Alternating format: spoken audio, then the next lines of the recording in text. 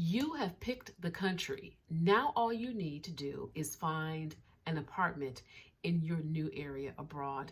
Hey girl, hey, welcome to my channel. This channel is for Black women who want to solo travel or move abroad. Make sure you hit the subscribe button so you get all of the content updates. Also make sure you comment and share and like this video. So let's get it started. Sis, I'm excited for you. You have decided to move abroad. You have a country in mind. Maybe you don't have a city just yet, but the big question comes up: how do I find a place to stay? Where am I going to lay my head? I need an apartment. I need somewhere to live. It is a huge question. It is one that gets many Black women expats hemmed up. And if you are not careful, baby, it will stop you dead in your international relocating tracks. So let's talk about today how to navigate this process and how to come out on top. Number one, the thing to keep in mind that the apartment process, finding an apartment in your new country abroad is nothing. It's nothing like the US, okay? It is nothing like the US, so get that out of your head. Know that the process is going to be different. It is not going to be like the US. It is so easy to find a place to stay in the US comparatively. Now, unless you're in a market like New York City, which is super, super competitive, and you have to pay broker fees and all of that. But for most of us, in most other places in the US, finding a place to stay is as simple as going on a website and, looking at places for rent, property management companies. They make it pretty easy. You find an area that you want to live. You check and see if there's an availability. You schedule an appointment with the leasing consultant. You go see it. Hopefully you qualify. You get approved, pay your deposit or whatever, and it's done. You can go from having no home to a home in 48 hours or so, as little as 48 to 72 hours. I wish it worked like that abroad. It does not work like that. So get it out of your head that things are going to work the same way in your new location. You're in a whole new country. It is a different process. The US is designed to streamline things, and given sheer volume and all of that, it's going to be a lot different in your new location. So number two, keep in mind that technology, baby, is your little friend. It's your little friend, okay? So you're going to need technology and all the platforms to be able to find a rental. Don't forget about Airbnb. Don't forget about VRBO. Don't forget about the technology platforms that are available and are out here for your disposal. Airbnb is a great temporary housing situation finder. It really depends on where you are. I myself found that although I have rented plenty of Airbnb properties traveling throughout the world, in Paris, the market is totally different. And there are simply more there are more renters and tenants than there are available properties, which brings the price of Airbnbs up here to some astronomical levels. So I didn't find that although I have used Airbnbs here temporarily, I didn't find they were a long-term option for me, for a long-term rental option. But if you need somewhere temporarily, Airbnb is, you can find a place from the comfort of your own home, wherever that is, until you move. So there definitely are some advantages, but keep in mind, it really varies. And I want to be clear here, give a disclaimer early on in the process that some of the advice I'm giving you may be French specific, but I think that there are some things here that can apply to any country that you're moving to. You can use this advice whether you're moving to France, whether you're moving to Rwanda, whether you're moving to Mexico. You can use these tips no matter where you're planning to move. But know that technology is indeed your friend. Use it to find a place to stay while you're still in your home country if you can. Know that it's not going to be a total replacement for being on the ground.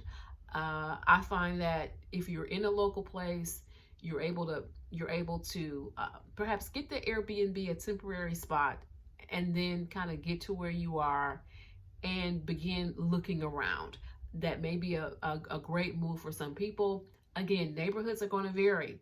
I know here in Paris, all the neighborhoods are totally different.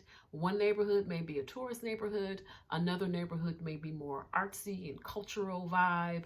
There are some that you may not want to stay. There are different places to stay, different vibes, different all of that. So, unfortunately, there are a number of options that allow you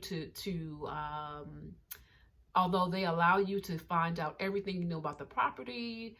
They allow you can do 3D visual tours, all of those things from the comfort of your own home, wherever that is. The one thing you're not going to be able to find out is the flavor of a place unless you know that area intimately. Now, if you've been coming to a country for forever and you know the specific areas and neighborhoods, then this video might not be for you.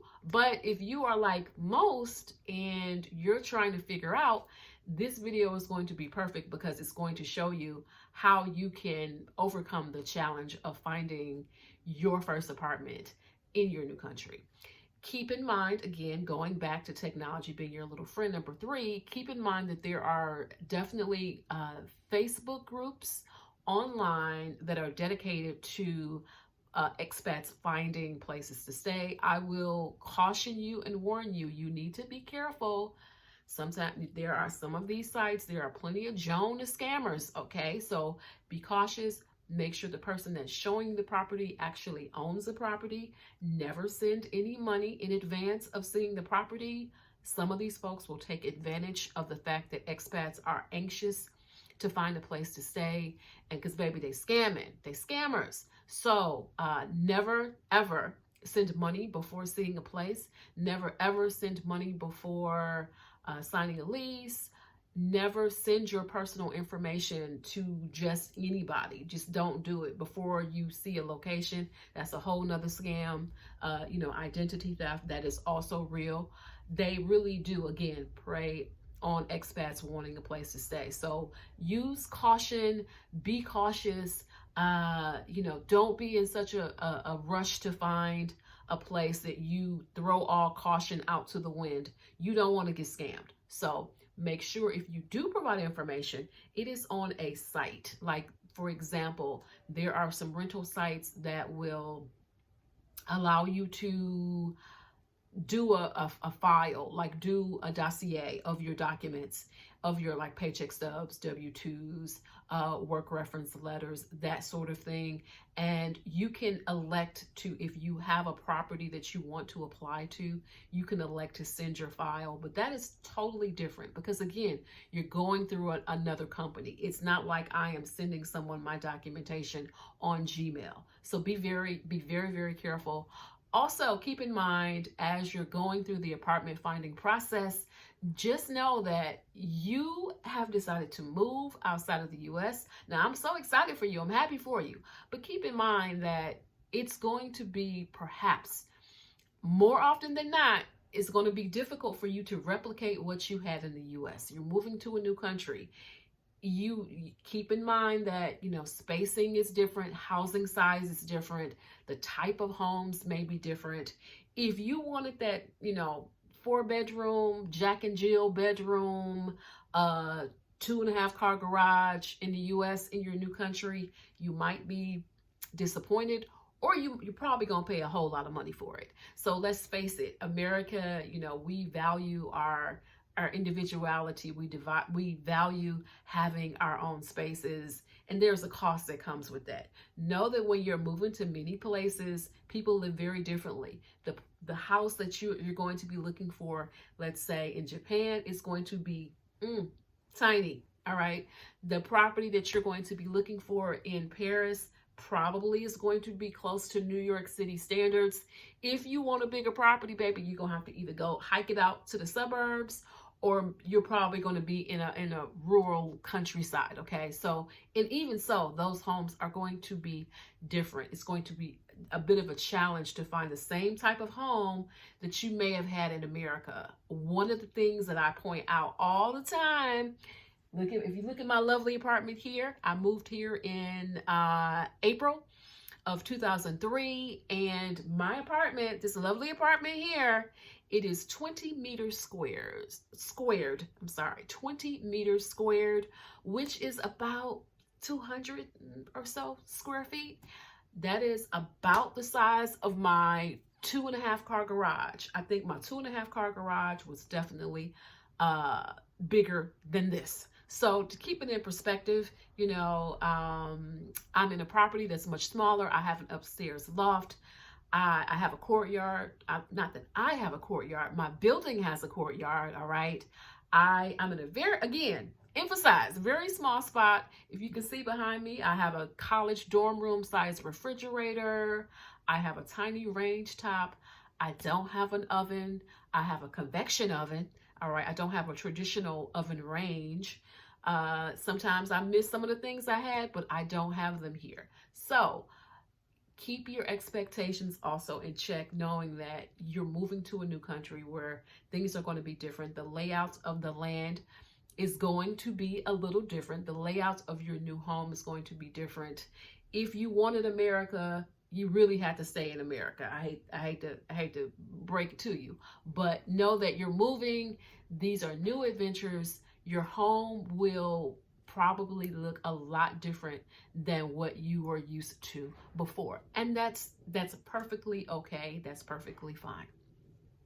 Next tip is, don't forget about rental sharing options. Roommates. Girl, get you a roommate if you think you can do it.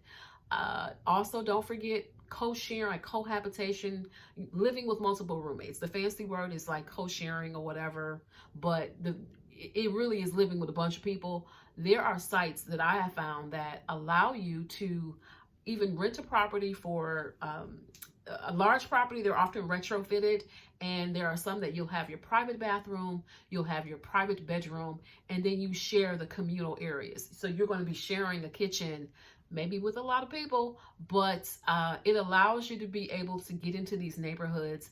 It allows you to maybe avoid some of the isolation that can come with moving to a new country alone.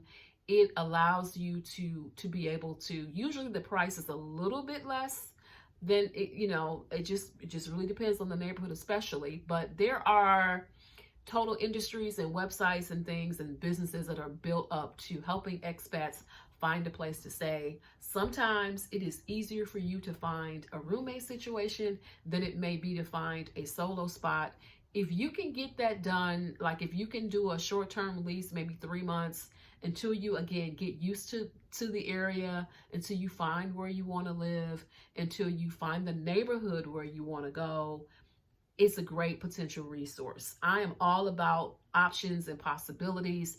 And although the room sharing option, roommate option, like for me, my space is way too small, it doesn't work for me here. I thought about doing a co-sharing arrangement, but I ultimately decided not to. I even went to go see a roommate property with 2 other people. And although that situation, again, did not work, I chose not to do it.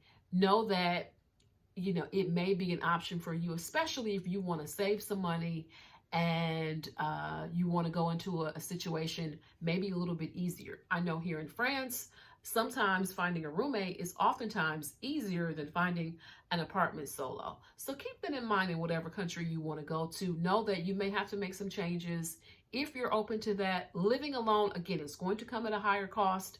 If you want to cut those expenses and reduce those costs, maybe, perhaps, sharing a home location may be the option for you. Of course, make sure you are, if you can make sure that you are roommate compatible, that is going to be a good thing. We don't want to be in a situation where we've got this, crazy roommate thing going on. So, make sure that if you can at all possible, that there is some, there is some level of agreement and that you aren't moving in with the crazy roommate, and that maybe you not the crazy roommate. So just keep that in mind. I am so happy for you that you have made the decision to move.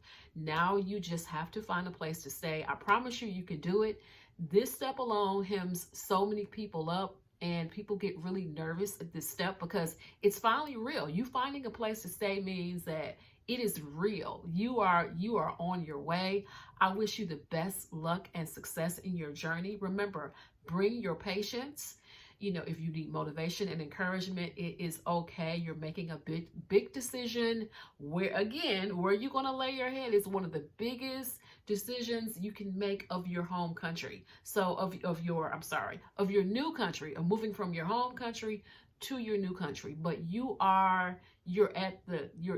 almost there. So I just want to encourage you, all of you guys who are looking at moving, finding that new apartment, that new place. Wish you good luck and encouragement. And again, until the next video, make sure you guys subscribe to the channel for those of you who have reached the end of this video. I hope you have. And make sure you share, hit the thumbs up button, and like the video. Let me know in the comments, sis, where are you in your process? Where are you looking at moving to? Where are you looking at moving to? Where are you, are you looking at an apartment? Are you looking at roommates? Where are you in the process? Let me know in the comments. Let me know the challenges and also the good things that have happened. Let me know both. Let me know if where you are in that process, if you've landed the place, if you are currently looking, or if you'll be looking maybe in a few months. Let me know in the comments below. Until the next video, you guys, I will talk to you later.